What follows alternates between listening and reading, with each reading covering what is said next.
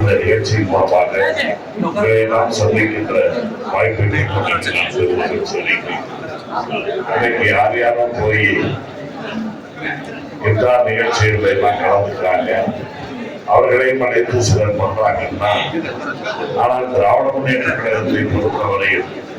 எந்த அரசியல் கட்சிக்கும் இல்லாத ஒரு தார்மீக உரிமை திராவிட முன்னேற்ற கழகத்தின் சொல்லியெல்லாம் அது மிகையாகாது. காரணம், தந்தை பெரியார் காலம் என்று ஏன் பேரறிஞர் அண்ணா அவர்கள், அன்பு தலைவர் கலைஞர்,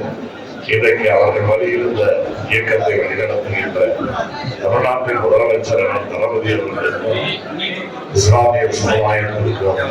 திராவிட முன்னேற்ற கழகத்திற்கும் ஒரு நீண்ட நெடிய உறவுமுறைகள் உண்டு என்றால் அது மிகையாகாது.